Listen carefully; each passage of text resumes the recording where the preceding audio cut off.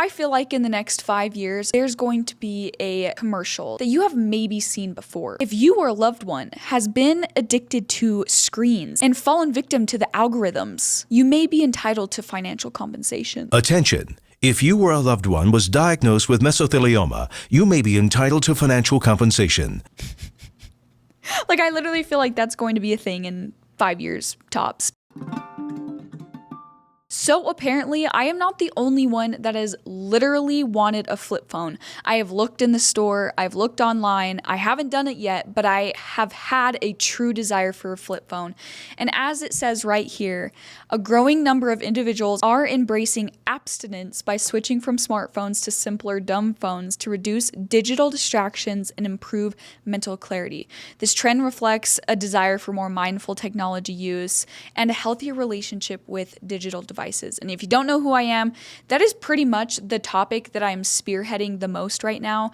I'm a personal trainer and I love health and wellness, and I used to talk more about the physical side. While that is important, people are not talking about the digital side. And I want to get into this a little deeper than just the trends and the culture of what's going on right now, because the rise of flip phone sales says a lot about us. And I don't think it's just a trend. It is a symptom. It is a societal symptom.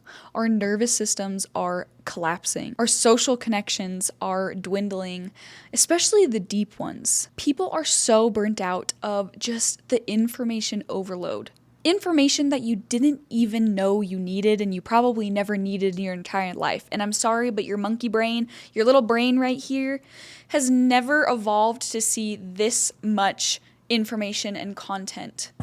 Now, obviously, I see the irony in this because I am giving you information, I'm talking, I'm, putting myself out on the internet, but no matter what, people are going to be online. And so it's like, we need to be talking about digital wellness. And so I hope you stick around for this. As I was going through, looking through getting a flip phone, I was like, how do I do this? Because I love Spotify, and what if I don't know where I'm going and I need my Google Maps, or all just like the conveniences that have been baked into society. And it is really hard to operate without a smartphone nowadays. So I don't really have answers to that. If you guys have any answers of how you can operate in this modern world with a flip phone, let me know. Maybe I'll do another deep dive on how you can actually do that. Maybe I will get one as well and then talk about my experience with it. But here's the thing. What's hard is you want to be involved. We are social creatures by habit and by design.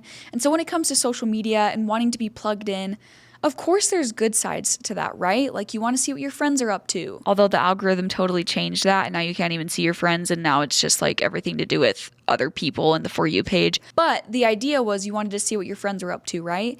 And if you don't have social media, you can't really see that, or you can't really see news and topics and culture things. And there's also the linguistic side where there's new trending words, especially with Gen Z, that are crazy. And I honestly, it's I'm in Gen Z. Am I Gen Z? I think I'm Gen Z. And yeah, I don't even know how to talk to most people unless I'm online. Does that make sense? So there is a pull of societal relationships and wanting to be involved in things. But yet again, why can't we just go and hang out with each other in person?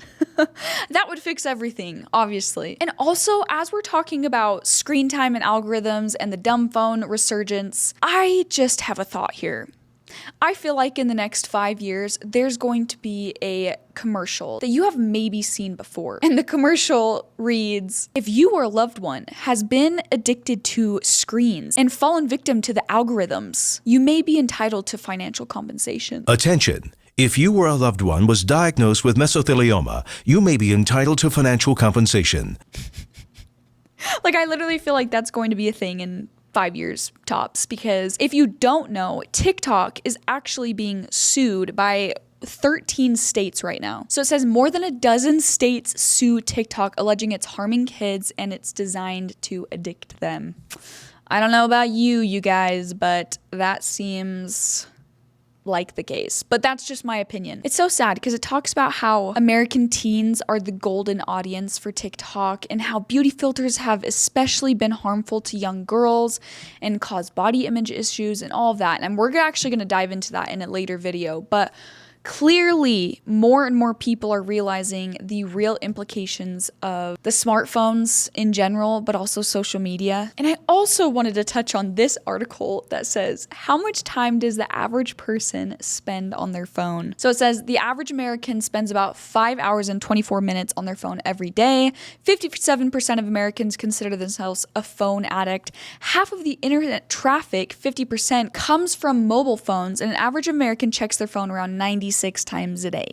I might be in that bucket. It also says almost 2/3 of children spend 4 or more hours on their phones a day. Yeesh. So then when I think about it, I'm like, of course more people are wanting flip phones. Of course, that's the thing. And I also have seen another trend, and let me know if you guys have seen this too. I've seen the trend of everything like analog or nostalgia. I've almost felt nostalgic for a time before the internet, even a time before I was born. Can you even be nostalgic for a time that you weren't born for? Because I have had a conversation with my grandparents about how they used to operate. The good, the bad, the ugly. Okay, I don't know if I would like go back in time and live now that I have all these like technologies that make me comfortable, but here's the point of this. They talked about how they would just have a place to meet. So they'd meet at this local restaurant down on the corner, and everybody would be there because that's where everybody was when you wanted to socialize, right? And then they would have to coordinate the next time that they would see each other in person, because that's the only way that they would see each other. Now, the sad part about all of that is they would have friends that they would be meeting, and one time they said that there was someone driving, I think, 2 hours to meet them somewhere, and 4 hours went by and they weren't there, and then they just never saw them again. Come to find out, a month later, they ran into them randomly, and they were like, hey, weren't you supposed to meet us? And they're like, yeah, I got a flat tire, took me forever, I ended up going home. But I sat there and I'm like, isn't that like crazy? You just like could meet someone, be in their life, and then randomly have no idea what happened to them. I don't even know what that would be like. That would be crazy. And yeah, I'm nostalgic for that time. At least the time of when I was a child. Because when I was a kid, I didn't have an iPad. I ran around in the grass barefoot. I had a best friend and I met new people all the time. I played sports all the time. I had those quote unquote third spaces where I would go to the library or my sports and I met more people. Like it was a different time. It was a different time. And I actually live in a neighborhood right now that has a lot of kids. And compared to my neighborhood when I was younger, when it hits about 5 to 6 in my neighborhood, there used to be kids riding their bikes, playing with their families, shooting hoops in their driveway, whatever. And yet I drive home right now and there's maybe like 4 kids tops that I see playing outside. And it just makes me sad. I don't know, it just makes me sad. Let me know in the comments below, would you get a flip phone? Would you? What about this question? Do you wish that social media didn't exist or that you weren't on it anymore? And this is the last thing I want to touch on. This is the soul behind this topic, right? Technology isn't going away. Yes, you can buy a flip phone or you can dumbify your phone or you can delete all your apps and whatnot, and that can maybe help. Technology isn't going away though, and AI is only going to increase probably the level of which we use our phones and technology throughout our daily lives. And so I think the question is, what can we do about that and how can we have a healthy relationship with tech? How can we cultivate digital wellness, right? And I think it all comes down to realizing that you are the user of the technology. So don't let the technology use you. Because if you go on these devices and you're unaware of what's happening, it's just going to pull you in, right? So maybe the future of health and wellness isn't only doing 10 minutes of red light therapy and cold plunging and journaling and going to the gym. Maybe the new and the future of health that we need to be talking about is learning how to have 10 minutes with your own thoughts, without your screen, without any sort of device around you. Maybe that's the future of health, is mindfulness, being aware of what your thoughts are, and also going out in nature, going on a walk, noticing the trees and the breeze and the warmth on your skin. I just want to say, maybe you don't miss 2006 or 1998. Maybe you miss new connections. Maybe you miss the quiet. And I don't mean the quiet outside of you. I mean the quiet within yourself. Maybe you miss the safety that you used to feel in your own mind. You miss knowing your thoughts and your true opinions before the For You page served them up for you. So maybe, just maybe you don't need a flip phone to fix this. You just need to flip the switch back to yourself.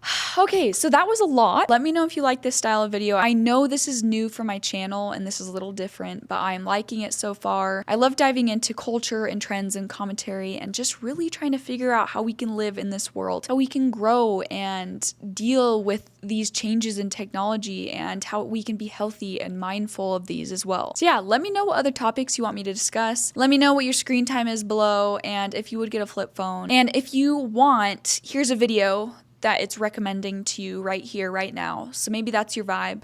Maybe not. And until next time, bye.